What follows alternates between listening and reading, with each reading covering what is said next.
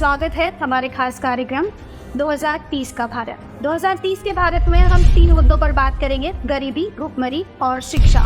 इन तीनों मुद्दों पर हम अलग अलग चेहरों से बात करेंगे और आज जो चेहरा हमारे साथ मौजूद है उनके बारे में बताने से पहले मैं 2 लाइनें पेश करना चाहूँगी कि सभी का खून शामिल है यहाँ की मिट्टी में, ये हिंदुस्तान किसी के बाप का टुकड़ी है।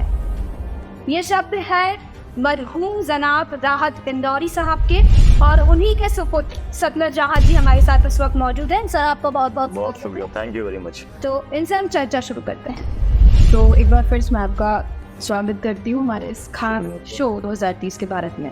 सबसे पहला और अहम सवाल मैं आपसे ये करूँगी कि 2030 तक आप भारत को गरीबी के मायने में कहाँ देखेंगे?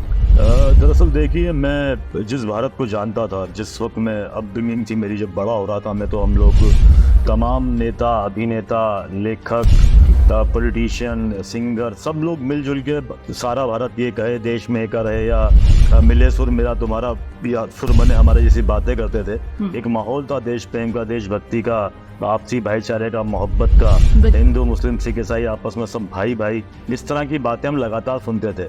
पिछले कुछ अरसे से हमने सुनना बंद कर दिया है। तो आपकी बात की शुरुआत में पहले एक अपने इस शेर से करना चाहूँगा कि सभी को ज्ञान बांटा जा रहा है, सभी को ज्ञान बांटा जा रहा है, ये हिंदुस्तान बांटा जा रहा है और हमें ये मंदिर और मस्जिद दिखाकर हमारा ध्यान बांटा जा रहा है। क्या बात। आपने जिस बात गरीबी की बात की है, उस गरीबी की तरफ ध्यान जाने के लिए सबसे पहले हमें उन मुद्दों से ध्यान हटाना पड़ेगा जो बेवजह हमारे आसपास दिखाए जा रहे हैं या सुनाए जा रहे हैं। तो मुझे लगता है कि अगर उस पर से ध्यान हटके हम लोग सीधे हमारे देशवासियों की भलाई की तरफ सोचें, उनकी तरफ ध्यान दें, तो बहुत कुछ अच्छा हो सकता है। बिल्कुल। तो मतलब आपको लगता है कि यही वजह है कि मतलब आज़ादी को लगभग 75 साल हो चुके हैं, 75 सालों में अभी तक गरीबी नहीं, गरीबी से की स्थिति देश में कैसी है ये सबके साथ है। आपको लगता है कि यही वजह है कि इन मुद्दों पर ध्यान नहीं दिया जा रहा है, इस वजह से ये स्थिति है? बिल्कुल, इन मुद्दों पर ध्यान नहीं दिया जा रहा है, इस वजह से ये स्थिति है। और मीडिया वालों को इस बात का मालूम है कि स्थिति क्यों बनी हुई है, इस वजह से ही वो लोग उन्हीं मुद्दों पर कंसंट्रेट करते हैं जिससे सत्ता पक्ष को फायदा हो रहा है और देश का ध्यान नहीं जा रहा है इन मुद्दों के ऊपर। मेरा ऐसा मानना है। तो मैं जानना चाहूँगी कि क्या क्या ऐसे पॉइंट सामने आ सकते हैं, किस तरीके से गरीबी को हटाया जा सकता है? क्योंकि देखिए, फ्री की रेवड़ियाँ भी आपने देखी होगी, बहुत से गरीबी हटाओ आंदोलन भी आपने देखे होंगे। हम किसी भी सरकार की बात करें, कोई भी सरकार रूलिंग पार्टी में कोई भी पार्टी हो, लेकिन आखिरकार इतने अभियान चलने के बावजूद, रेवड़ियाँ बांटने के बावजूद गरीबी जिसकी तरस पड़ी हुई है। हालांकि आंकड़े तो कुछ और ही दर्शाते हैं, लेकिन आखिर जब हम रोड पे चलते हैं तो अच्छे अच्छे शहरों से लेकर अगर गांव के लोगों को देखें, सब गरीब पाए जाते हैं और ज़्यादातर पॉपुलेशन आपको गरीब ही दिखेगी। तो क्या हम ऐसा कर सकते हैं जिससे गरीबी दूर हो सके? आखिर भारत देश काउंट हो रहा है, यूएन ने अगर बोल दिया है कि गरीबी हटाना है, यानी कि यूएन भी देख रहा है कि भारत में स्थिति खराब है, तो क्या हम एक्शन ऐसे ले सकते हैं? देखिए, एक आम इंसान के तौर पे, एक भारतीय के तौर पे हम लोग तो क्या ही करेंगे। सरकार का काम होता है एक प्रॉपर प्लान बनाना और उसको एग्जीक्यूट करना। अगर इस तरह की बातें आज भी हो रही हैं, इतने बड़े बड़े इतने महान नेता होने के बावजूद, पहले भी मैं किसी पार्टी विशेष का नहीं हूँ, सत्ता और के खिलाफ होता हमेशा आप साहित्यकार और शायर और कवि और पत्रकार भी, लेकिन इन दिनों शायद नहीं है। लेकिन मैं आमतौर में सच बात ये कहता हूँ कि हमें ऐसे रहनुमा, ऐसे नेता चुनना होंगे जो जिनके पास एक विज़न हो, जो लोग आगे बढ़ने की बात करें, जो गलत मुद्दों से हटके देश की भलाई के लिए सोचें। तो स्नेहा जी, मेरा सीधे तौर पे ये मामला है। आपने बोला कि ऐसे नेता चुनने होंगे। मैं यहाँ इस वक्त सतलज राहत जी से बात कर रही हूँ। मैं चाहती हूँ आप ये बताएं कि आपने क्या कदम उठाया इस दिशा में? देखिए, मुझे तो कदम उठाना ही है। वजह ये है कि मैं जितना कट्टर हिंदुस्तानी हूँ उतने कट्टर मुसलमान हूँ। और अगर आप मुस्लिम आइडियोलॉजी पे ध्यान देंगे तो ज़कात, फितरा, खैरात, इस तरह के लफ्ज़ आपको बहुत सुनने को मिलेंगे। मुसलमान जब तक वो मुसलमान नहीं, जब तक वो ज़कात नहीं निकालता अपने माल में से, तो मुसलमानों में तो ये एक नियम है कि आपको अपनी कमाई में से 1% एक हिस्सा गरीबों के लिए निकालना ही है।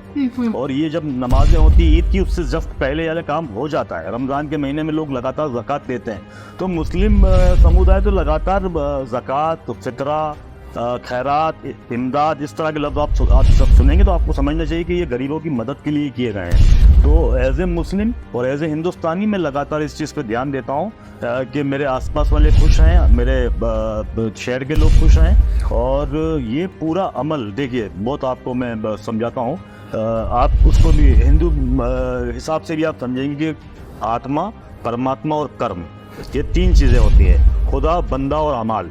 हाँ, आपके कर्म जो है उस हिसाब से आपको आपके अमाल का बदला मिलेगा। ये हमारा ईमान है, ये हम मुस्लिम लोगों की आइडियोलॉजी है। हिंदू धर्म में भी ये बात मानी जाती है कि आत्मा का अस्तित्व है, परमात्मा का है और कर्म का है। तो हम अपने कर्म पे बिलीव करते हैं, इस वजह से लोगों की मदद करते हैं, सिर्फ इसलिए कि अपने परमेश्वर को राजी कर सकें और पूरी दुनिया में एक आपसी भाईचारे और प्रेम की एक बात कही जा सके। जी सर, आपने कर्म पर बिलीव करते हैं, कर्म करते हैं, उन्हीं कर्मों के बारे में जानना चाहती हूँ मैं। अभी तक अगर मैं देखूँ तो आपने इंडिविजुअली, क्योंकि सतलज राहत जी से मैं बात करें, पूरे मुस्लिम समुदाय से मैं बात नहीं की, तो इंडिविजुअली आपने अभी तक ऐसा क्या किया, कितने लोगों की गरीबी मिटाने में सहयोग किया? मुझे आपको क्या लगता है मेरा बैंक बैलेंस क्या होगा? आपको क्या लगता है मैं करोड़पति, अरबपति हूँ या बहुत बड़ा उद्योगपति हूँ? आपको क्या लगता है? नहीं सर, दरअसल ये है कि मैं एक शायर हूँ और मेरे वालिद जो है वो एक बड़ा महल नहीं बनाया, उन्होंने एक छोटा सा घर बनाया, एक परिवार बनाया जिसमें हम जॉइंट फैमिली मिल के रहते हैं। कोई बहुत बड़ा बैंक बैलेंस नहीं है, लेकिन मैं राहत इंदौरी साहब का बेटा हूँ। मुझे बहुत सारे ऑफर हैं कि मैं बड़े बड़े स्टेज और मंच शेयर कर सकता हूँ, लेकिन मैंने इंदौर में लगातार उन शायरों को, उन कवियों को इन्वाइट किया है जो लोगों को मुशायरों में जगह नहीं मिल रही है, जो स्टोर पे पैसों के लोग लेके कमज़ोर हैं। उन लोगों को हम लगातार मदद कर रहे हैं, उन लोगों को लगातार स्टेज दे रहे हैं जो हम कर सकते हैं अपने हैंड पे, और वो चल रहा है। और ये बिल्कुल, जैसा कि आपने बताया कि आपने जैसा शायद आपको सामान ऐसा लगा, आपने कहा कि अकाउंट बैलेंस इतना नहीं है, लेकिन बस एक सीधा और काफ़ी न्यूट्रल सवाल था कि आपने अपने एंड से कुछ ऐसा किया हो। बताया ना मैंने? हाँ, मैंने आपको एज ए मुस्लिम भी बताया और एज ए शायर भी बताया, और अगर आप उसके अलावा भी लगातार मदद हम करते रहते हैं जो मिलता है उससे। ठीक है, एक सवाल और मेरे मन में यहाँ पर उठ रहा है कि आपने सुना होगा और अक्सर लोग कहते भी हैं कि जो भारत देश में मुस्लिम्स हैं, कुछ एरियाज़ की अगर हम बात करें, वहाँ पर कहा जाता है कि गरीबी ज़्यादा है और पढ़ाई लिखाई में आगे नहीं बढ़ाया जाता है, या कुछ ना कुछ वजह से पीछे रह गया है कुछ। देखिए, माइनॉरिटीज़ में जैन्स भी आते हैं, सिख भी आते हैं, लेकिन मुस्लिम्स भी आते हैं। लेकिन मुस्लिम्स पढ़ाई के मामले में, या हम बात करें गरीबी के मामले में, वो पीछे दिख रहे हैं। बाकी जैन्स को आप देख लीजिए, सिख्स को देख लीजिए, आगे बढ़ रहे हैं। तो कहाँ कमी रह जा रही है सर? तो उनका एजुकेशन के लिए उनको इतने प्रेरित नहीं किया जा रहा, उनके इलाकों में एजुकेशन इंस्टीट्यूट इतने अच्छे नहीं हैं। और सबसे पहली बात ये, अगर वो पढ़ाई लिखाई उनकी पिछली पीढ़ी भी नहीं की तो उनको भी थोड़ा सा दिक्कत आ रही है। उस पर ध्यान ज़्यादा देना चाहिए। जो इंसान कमज़ोर हो आपके घर के अंदर, उस पर ज़्यादा ध्यान दिया जाना चाहिए।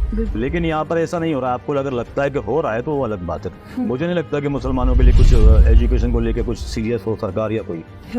तो सर, एजुकेशन जैसे कि आपने बताया सरकार सीरियस नहीं है, जैसे मैंने दूसरे समुदाय की बात करी, जैन्स की बात करी, सिख्स की बात करी, तो उनके अलग अलग कम्युनिटी चलती है। जैसे ऑल इंडिया माइनॉरिटी एसोसिएशंस हैं अलग अलग स्टेट के, और ऑल इंडिया भी है। तो क्या ऐसा कुछ कदम नहीं उठाया जा सकता है समुदाय के द्वारा? देखिए, सरकार आती रहती है, बदलती रहती है, आरोप प्रत्यारोप हमेशा जारी रहता है, एक दूसरे के ऊपर आरोप लगते रहते हैं, और किसी भी सरकार से कोई संतुष्ट नजर नहीं आता है, और ना ही ऐसा काम भी होता है कि जनता संतुष्ट नजर आए। तो ऐसा क्या कुछ ऐसे कदम उठाए जा सकते हैं जिसकी वजह से जो पॉपुलेशन गरीबी में जी रही है उनको आगे बढ़ा दिया जाए, जो एजुकेशन में लैक कर रही है उनको आगे कर दिया जाए? कुछ ऐसे क्या अहम कदम हो सकते हैं वो हम अगर सरकार तक पहुँचाए? हो सकता है हमारी बात पहुँचे और लागू हो जाए, और हो सकता है लोगों को ही जागरूक होना पड़ेगा, अच्छे नेताओं को चुनना पड़ेगा। मैम, ये काम सीधे सरकार का है। सरकार की मदद से ही हर संस्थान चलता है। नेहरू जी के ज़माने में, इंदिरा जी के ज़माने में, राजीव जी के ज़माने में जो इंस्टीट्यूट बने उनसे लोग पढ़ के बाहर आ रहे हैं। आपको लगता नहीं लगता? तो इंस्टीट्यूट बनाना पड़ेंगे, नई चीज़ें खोलना पड़ेंगी, लोगों को जागरूक करना पड़ेगा, एजुकेशन की तरफ बढ़ावा देना पड़ेगा, ये सब कुछ करना होगा। ये वजह है मैम। आपको लगता है कि शायर कर सकते हैं, तो शायर क्या कर लेंगे हम लोग? लोगों को जागरूक ही कर सकते हैं, जैसे पत्रकार कर सकते हैं। तो वो कोशिश हम कर रहे हैं, लगातार कर रहे हैं। और मेरा नया शेर आप सुनिए इस बारे में कि जहाँ सुकून हो उस धाम की तलाश में हूँ, जहाँ सुकून हो उस धाम की तलाश में हूँ, जहाँ सुकून हो उस धाम की तलाश में हूँ, राम का राज है मैं राम की तलाश में हूँ। क्या बात। हाँ ना, तो दरअसल मामला ये है कि हम सबको मिलजुल के काम करना पड़ेगा। पॉलिटिकल जो लोग हैं उनको भी आप चुने इस तरीके से कि उनको भी लगे कि एक दबाव है लोगों का, जिस काम के लिए चुना है वो करना होगा, तो बात बनती है मैम। बिल्कुल बिल्कुल, आपने सही कहा। यहाँ पे एक चीज़ और, काफ़ी सीधा सवाल है और सीधे जवाब की मैं आपसे अपेक्षा करती हूँ। मैं ये जानना चाह रही हूँ कि क्योंकि हमारा एक गोल, हम भी एक एज एन ऑर्गेनाइजेशन काम कर रहे हैं 2030 का भारत, और हम भी लगे हुए हैं हर क्षेत्र में काम कर रहे हैं, जिसको जिसकी नीड है वो प्रोवाइड करा रहे हैं। अब सतलज राहत जी मेरे साथ हैं, तो मैं चाहूँगी कि आप कुछ तो कंट्रीब्यूट करिए थोड़ा बहुत 2030 के भारत में, कुछ ऐसा कंट्रीब्यूट कर पाए, किसी एक बच्चे को पढ़ा पाए, किसी एक की छत लगवा सके, जी कुछ ऐसा छोटा सा कंट्रीब्यूशन। नहीं, कंट्रीब्यूशन तो हमारा लगातार चल रहा है मैम। कई हमारे समाज के लोगों का हम काम करते हैं, कई संस्थाओं से मैं जुड़ा हुआ हूँ, मंदसौर में, देवास में, उज्जैन में, इंदौर में, और उसका प्रचार करना इसलिए भी मुनासिब नहीं है कि ये सीधे सीधे एक इंसानियत का काम है, और मुझे लगता है कि हमारे साथ लोग जुड़ भी रहे हैं, हज़ारों लोग जुड़े हुए हैं मुशायरों के थ्रू भी, उर्दू लिटरेचर से लिए हम काम करने लगातार, तो वो काम हमारा जारी है। सर, आप जो कह रहे कई संस्थाओं से आप जुड़े हुए हैं, हालांकि आपने कहा कि प्रचार करना उसका जरूरी नहीं है, लेकिन कहते ना कि जब तक लोगों तक ये बातें जाएगी नहीं, चीजें जाएगी नहीं, लोगों को पता कैसे चलेगा। तो मैं यही चाहती हूँ कि आप बताएं, कैमरे पे बताएं, चैनल के माध्यम से बताएं कि कहाँ कहाँ पर आपके द्वारा कंट्रीब्यूशन किया जा रहा है। मेरा मकान गांधीनगर में था। कोरोना के टाइम पे हम लोगों ने वो सरकार को दिया था कि यहाँ पे मरीजों को रख सकते हैं। उसके अलावा बस मैंने ज़कात की बात की, फितरे की बात की, ये सीधे सीधे सोशल कॉजेज है। अगर आप इस्लामिक रूल्स का अध्ययन करेंगे ना, तो आपको मालूम पड़ेगा कि जो भी इस्लाम को बिलीव करता है, जो मानता है, अगर उसकी तनख्वाह हज़ारों में भी है तो भी वो ज़कात और फितरा दे रहा है। आपको ये बात अवेयर है आप इस बात को लेके? नहीं सर, आपने बताया बहुत। नहीं, तो आपको अवेयर होना चाहिए। आप मुझसे सवाल पूछ रहे हैं, आपको ये बात मालूम होना चाहिए मैम कि मुस्लिम किस तरीके से कंट्रीब्यूट करते हैं। सर, तो अगर आपको उस पर आपको मालूम हो, तो आप हर मुसलमान का आपको मालूम होगा कि इसने मदद की है, वरना वो मुस्लिम धर्म से अलग हो जाएगा। ठीक है सर, मैं हर मुसलमान की बात नहीं कर रही, मैं सतलज राहत जी की बात से। मैं भी तो उसमें शामिल हो रहा है। बिल्कुल सर, तो आप इंडिविजुअली बताइए। मैं इंडिविजुअली तो बता रहा हूँ कि मैं ज़कात देता हूँ, फितरा देता हूँ, गरीबों की मदद करता हूँ। कई लोगों को स्कूलों में पढ़ा हूँ, सेंट उमर स्कूल में आप जाके पूछिएगा, जहाँ पे मैंने एडमिशन कराया। अब मैं आप इसका प्रचार अगर आपके सामने करना तो अलग बात है, आप जाके पूछिए, आप इन्वेस्टिगेशन कीजिए। ठीक है, चलिए आपने तो अभी जिसे बता दिया कि अगर कोई मुसलमान है तो अगर ये नहीं करता है तो फिर मुसलमान की कैटेगरी से अलग हो जाता है। बाकी समुदाय की कैसे मैं बात कर सकती हूँ? नहीं, आपने मुझे एज ए गेस्ट बुलाया, एज ए शायर बुलाया, एज ए मुसलमान बुलाया, एज ए इंडियन बुलाया। ये अपने सवाल आप दोनों से पूछ रहा हूँ। आप सवाल मुझसे मुसलमानों वाला पूछ रहे हैं, आप सवाल मुझसे नहीं, दरअसल मैं, आप मेरी बात सुनिए। आप दो लोग मिलके मुझसे आप सवाल पूछे, कोई दिक्कत नहीं, लेकिन अगर आप मुझको पॉइंट ऑफ व्यू करके आप मुझसे ये करेंगे तो कोई, मुझे लगता नहीं कि ये इतनी अच्छी बात होगी। नहीं, आप डायरेक्ट में जा रहे हैं। हम आपने मुसलमानों का जिक्र किया, इसलिए मैं उसको हटा रही हूँ। मैं बाकी लोगों की बात कर रही हूँ आपसे। जैसे आपने बोला ना कि अगर कोई मुसलमान है और अगर ये चीजें नहीं कर रहा है तो मुसलमान की कैटेगरी में नहीं है। चलिए मैं मान ली कि ऐसा कुछ आपकी बात बिल्कुल सही है। बाकी लोगों का मैं पूछ रही हूँ, बाकी लोग कैसे कंट्रीब्यूट कर सकते हैं? यार, बाकी लोगों के बारे में मैं कैसे बता सकता हूँ? अगर आप धर्म के आधार पे बात कर रही हैं तो मैं हिंदुस्तानियों को, मैंने पहले भी आपको बोला, सबको मिलजुल के काम करना पड़ेगा, एक दूसरे के बराबर समझना पड़ेगा। इन्होंने जब मेरा इंट्रोडक्शन दिया तो राज साहब का एक शेर सुनाया कि सभी का खून है शामिल यहाँ की मिट्टी में, किसी के बाप का हिंदुस्तान थोड़ी है। आप दोनों जर्नलिज्म के स्टूडेंट हो, एक एक शब्द की बात समझ में आती है। सभी का मतलब मालूम है आपको? सभी मतलब कि जितने भी कम्युनिटीज के सभी आ गया, सभी का खून है शामिल यहाँ की मिट्टी में। फर्स्ट लाइन क्लियर हो गई? सभी, किसी का मतलब मालूम है आपको? किसी के बाप का हिंदुस्तान थोड़ी है। तो आप इस बात को समझिए कि इस हिंदुस्तान में सभी का खून शामिल है, किसी एक का नहीं है। अगर इस शेर को भी कोई अगर क्रिटिसाइज करता है, इसका मतलब ये है कि वो किसी एक की बपोती समझता है देश को। बिल्कुल समझ गए आप मेरी बात? शेर बहुत सटीक है, सही है, इसलिए हम उसका यहाँ पर उपयोग किया। बिल्कुल सटीक है। आप नाराज मत? नहीं, नाराज नहीं हूँ ना। देखो, वो हर इंसान नाराज रहेगा जिसको लगता है कि हिंदुस्तान जैसा होना चाहिए वैसा नहीं है, इसीलिए वो अगर आप नाराज नहीं है, अगर आपको गुस्सा नहीं, तो आप टाइम पास कर रहे हो ना, आप जर्नलिज्म भी नहीं कर रहे हो। जर्नलिज्म में भी आप में गुस्सा होना चाहिए था, आपको ऐसे सवाल उठाना चाहिए कि जिससे देश में बदलाव आए। जो बातें आप लोगों से पूछते हैं वो आप करें। बिल्कुल। आप भी थोड़ा सा बाहर निकलें, आप भी थोड़ा सरकार सवाल उठाएं। बिल्कुल। आप ऐसे आम आदमी को बिठा के ये पूछेंगे कि देश को कैसे ठीक करोगे, तो वो क्या बताएगा। हम शायर हैं, हम लिरिसिस्ट हैं, हम गायक हैं। आप सरकार जो मोदी से सवाल पूछना होना चाहिए, आप हमसे पूछ रहे हैं। नहीं तो देखिए, ये भी एक बहुत बड़ा ब्लंडर चल रहा है। सवाल तो हम सबसे पूछेंगे। देखिए आज आपको बुलाया, नहीं, मोदी जी से कहाँ पूछा, सरकार से कहाँ पूछा आपने? पूछेंगे। पूछेंगे, वेरी गुड, पूछिएगा स्टार्ट पूछिएगा, बिल्कुल सही है। आपसे चालू किया है, जरूरी नहीं। अभी हरकत मोहम्मद जी का हमने इंटरव्यू लिया था, फिर आप कर लिया है और भी नहीं। नहीं, आप दोनों नाराज ना हो। हाँ, मैं जो कह रहा हूँ, आप नाराज क्यों हो रहे हैं? नहीं देखिए, मैं आपको एक चीज बता रही हूँ, मैं नाराज नहीं हो रही हूँ। ऐसा परसेप्शन बन गया है कि पत्रकार, क्योंकि आप भी पत्रकारिता कर रहे हैं, तो ऐसा परसेप्शन बन गया है कि जो भी पत्रकार है वो किसी पार्टी का पक्ष रखते हैं। लेकिन यहाँ पर सीधा सवाल हमारा जो है वो 2030 के भारत को लेके, किसी भी एक पार्टी का मैं यहाँ पर जिक्र ही नहीं करना चाहती हूँ, बिल्कुल भी जिक्र। मैं सिर्फ 2030 का भारत का जो गोल है वो हम कैसे अचीव कर पाएंगे, तो वो आपको पॉलिटिकल लीडर से पूछना चाहिए, क्योंकि उनके हाथ में निजाम है। यहाँ पे सच बोलने की भी आजादी नहीं है। अगर वहाँ से कुछ हो रहा, यहाँ पे सच बोलने की, यहाँ पे तो आपका काम है। बिल्कुल, आप ऐसे बात सर, पीछे नहीं हट सकते, आपका काम है ये। काम आप बता रहे हैं ना सर, वो काम हम कर भी रहे हैं। हमारी आउटडोर चीज है। आप शेर सुनिए, आप शेर सुनिए। नफरत का है दौर कहा जा सकता है, नफरत का है दौर कहा जा सकता है, झूठ का है ये शोर कहा जा सकता है, लिखा हुआ है कहने की आजादी है, क्या चोरों को चोर कहा जा सकता है? बिल्कुल कहा जा सकता है। कहा कह रहे हैं आप? अभी आज हम सवाल आप हमसे कर रहे हैं, हम तो आम आदमी, हम पे मतदाता है। मैं 200 चुनाव में टिकट लेके खड़ा हो गया मैडम।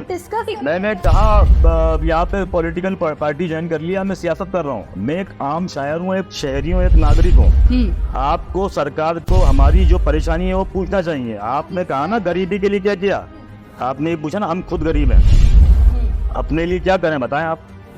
तो सर आप खुद गरीब है तो फिर हेल्प कैसे कर रहे हैं हम? जितनी गरीब भी गरीब की हेल्प कर रहा है, गरीब ही गरीब की हेल्प कर रहा है। वही बात तो सवाल सर। हाँ, तो आप पहुंचाइए। आप तो गरीब को पकड़ के सवाल पूछ रहे हो। इसके माध्यम में आप लोग गरीब से ही सवाल पूछो उसे बिठा के। आप देखिए गलत कुछ में जा रहे हो और फिर नाराज। नहीं, नाराज नहीं होता हूँ मैं। यार मैं सच बोलता हूँ, आपको लगता नाराज हो गया? आपको सच से इतनी दिक्कत क्यों है? सोशल मीडिया से रूबरू होंगे। जी। डिजिटल मीडिया में मैं अगर एक शब्द भी लिख के और नरेंद्र मोदी को टैग करूंगी, मोदी जरूर इस चीज को देखेंगे। ठीक है। किसी भी पॉलिटिकल लीडर को टैग करूंगी, देखेंगे। लगातार हम उनसे संपर्क करेंगे, क्योंकि 2030 का भारत हमको सफल करना ही हमारा सब्जेक्ट है। किसी भी पॉलिटिकल पार्टी को हम सपोर्ट नहीं कर रहे हैं। We are very neutral to this project. तो इसके लिए अपने को करना ये होगा कि जो आपकी पत्रकारिता है उसको साफ सुथरा करना पड़ेगा। बिल्कुल साहब। एक मिनट नहीं, अरे यार आपके हाथ जोड़ो। अगर आपको लगता है आप पे पत्रकारिता साफ सुथरी है तो आप लोग पता नहीं कौन से पढ़ो। आपकी बात नहीं कर रहा हूँ मैं, आपकी बात नहीं कर रहा हूँ सर। हम अपनी मैं आपकी बात नहीं कर रहा हूँ। आप अपने ऊपर ना लें। आप दोनों से इंटरव्यू में कर रहा हूँ, इसका मतलब नहीं कि आप दोनों से बात कर रहा हूँ। मैं इस कैमरे के माध्यम से लोग सुनने वालों से बात कर रहा हूँ। मैं आप दोनों से बात नहीं कर रहा हूँ, इस कैमरे के माध्यम से बस सुनने वालों से बात कर रहा हूँ। सबसे पहले हम लोगों को पत्रिका ठीक करना पड़ेगी, पत्रकारों को ठीक करना पड़ेगा, है ना। हमारा जो मंच है, उर्दू मंच और हिंदी मंच, वो भी चाटुकारिताओं से भर चुका है। राहत इंदौरी साहब के इंतकाल के बाद एक भी शायर ऐसा खड़ा हुआ नहीं है जो सरकार के खिलाफ बात कर पाए, जो मजलूमों के हक में बात कर पाए, जो गरीबों के हक में बात कर पाए। हम शायर हैं, हम बोल के ही जागरूक कर पाते हैं। अभी जो मैंने आपको शेर सुना है ना, यही जागरूकता है मेरी तरफ से। बिल्कुल आपकी जागरूकता ये कैमरा चालू करके इंटरव्यू लेना है, लोगों तक पहुंचाना है, मेरी माइक पे खड़े होकर हजारों लोगों को जागरूक करना है। बिल्कुल समझ गए आप कि क्या चोरों को चोर कहा जा सकता है? ये कहना भी पड़ेगा। बिल्कुल। तो आप जो जिस फील्ड में है उसको उस फील्ड की सफाई करना पड़ेगी। बिल्कुल। ये एक आदमी नहीं कर सकता, सबको मिलजुल के करना पड़ेगा। मुझे बड़ी अच्छी लगा ये कि आप लोगों ने एक शायर को बुला के आप बात कर रहे हैं। हालांकि नहीं, आपको लग रहा है आप मेरे जवाबों से नाराज दिख रही हैं मुझे। मैंने कहा चोरों को चोर कहा जा सकता है, उसकी बात से आप नाराज हो गए। ये आपका क्राइटेरिया है, आपका पता ना सर। तो आप पत्रकार होकर इतने अनभिज्ञ कैसे हो सकते हो? आपको नहीं मालूम कौन चोर है? मैं आपको ये बोल रही हूँ, आप तो एक विधायक में हो सकता है ना, किसी भी पार्टी में हो सकता है। जी। तो बिल्कुल आप पॉलिटिकल क्राइटेरिया से ही बोल रहे हैं। वो तो कह रहा हूँ मैं, हो सकता है ना। नहीं, मैं तो आप चोरों का इतना पक्ष क्यों ले रहा हूँ मैम? पक्ष नहीं ले रहे। मैंने चोरों को चोर कहने का बोल दिया तो आप इतने नाराज क्यों हुए दोनों? हम अरे यार जी सर, मैं उनको वो नाराज हो गए मैम वो। नहीं, आपको ऐसा लग रहा है नाराज जी, नहीं है। जी। हम जो बात कर रहे हैं बताइए। हम किसी भी पॉलिटिकल पार्टी की यहाँ बात नहीं कर ठीक है। रहे। इंटरव्यू पॉलिटिकल ठीक है। इंटरव्यू है, ठीक है। मैं पहले भी ये चीज कह रही हूँ, बार बार एक ही चीज दोहरा रही थी, सतलज राहत जी से हम जी। कह रहे हैं। तो किसी भी पॉलिटिकल पार्टी की बात करना यहाँ पर मुनासिब नहीं है।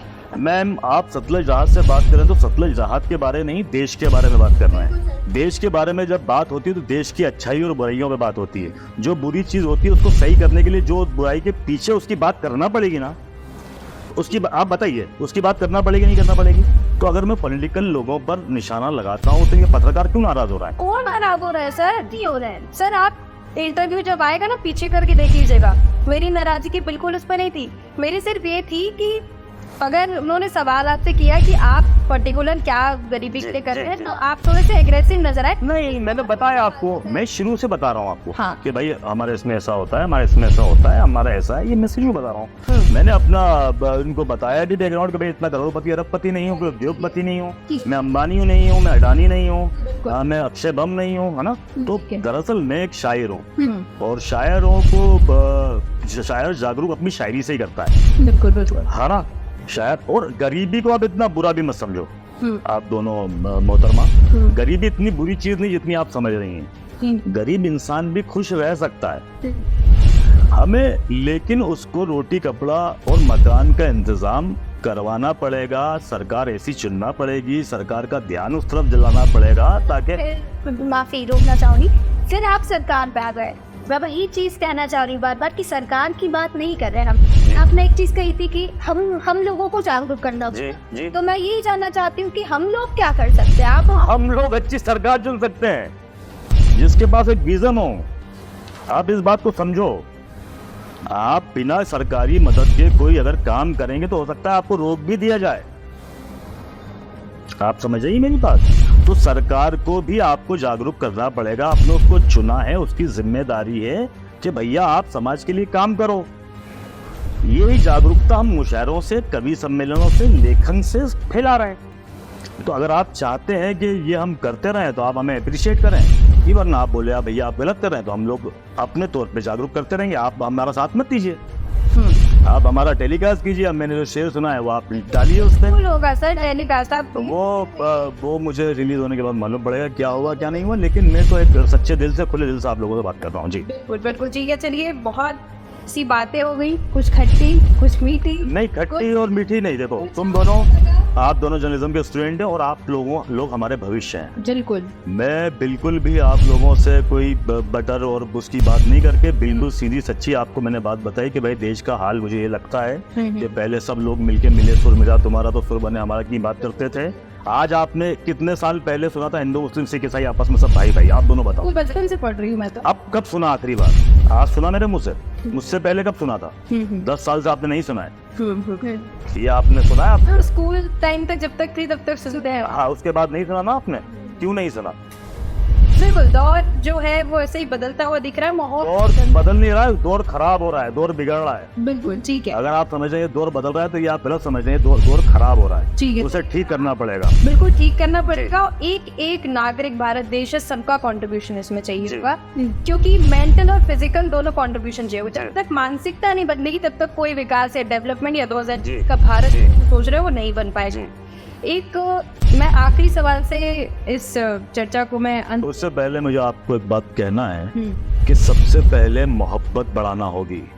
हिंदू मुस्लिम सिख ईसाई आपस में सब भाई भाई, ये वापस से बोलना शुरू करना पड़ेगा स्नेहा जी और दामिनी जी, वरना कुछ भी नहीं होगा। बिल्कुल। अगर आप नफरत सिखाओगे, नफरत करोगे, एक दूसरे को बांटोगे तो कभी भी तरक्की नहीं हो पाएगी। ये मैं आप लिख के रख लें। कई देशों, कई मुल्कों का एग्जाम्पल हमारे सामने है। बिल्कुल सही। कोई भी लड़के आगे नहीं बढ़ सकता, प्यार से मोहब्बत से मिलजुल के ही आगे बढ़ा जा सकता है। बिल्कुल। आपके ऑफिस से चंद कदम दूर पे कब्रिस्तान है छोटी गजरानी का, वहाँ पे मेरे दादा भी दफन है। मेरा बाप भी दफन है, मेरी दादी भी दफन है, मेरे चाचा भी दफन है, और इंशाल्लाह मैं भी वहीं दफन हो जाऊंगा।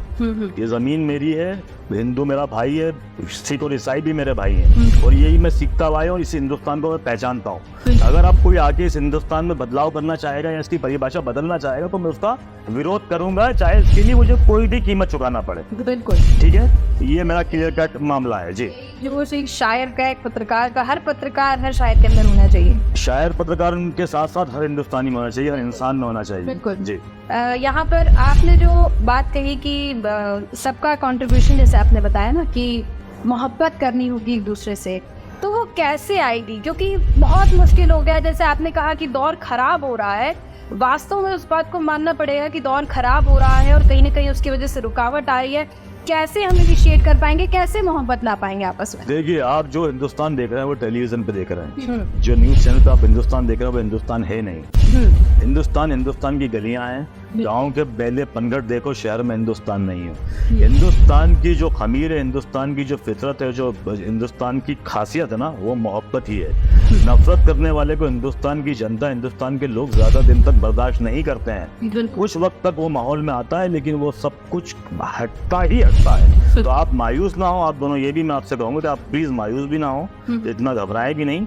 2030 में जो आप लक्ष्य पूरा करना चाहते हैं, अगर मोहब्बत कायम हुई तो वो 2025 में भी हो सकता है। बिल्कुल, बहुत अच्छी बात कही आपने। और ये बात बिल्कुल सही है कि अगर आपस में भाईचारा हो गया, आपस में जितने भी समुदाय, क्योंकि सेक्युलर कहा गया है इनको, और आपसी अगर चीजें बहुत ही सही हो गई तो मुझे लगता है कि 2030 से पहले ही सारी चीजें अचीव हो जाएंगी। लेकिन मेहनत करने की बेहद आवश्यकता है, हर क्षेत्र में मेहनत करने की बहुत ज्यादा आवश्यकता है। बहुत बहुत धन्यवाद सर हमारे साथ जुड़ने के लिए। Thank you. तो फिर आपके सामने हम आएंगे कुछ नए चेहरों के साथ।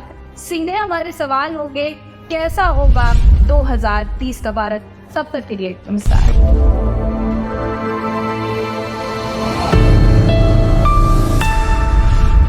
धन्यवाद। आप देख रहे हैं सक्षम समाचार, सच का दर्पण, समाज को अर्पण। देश और प्रदेश की खबरें जानने के लिए हमारे चैनल को सब्सक्राइब करें।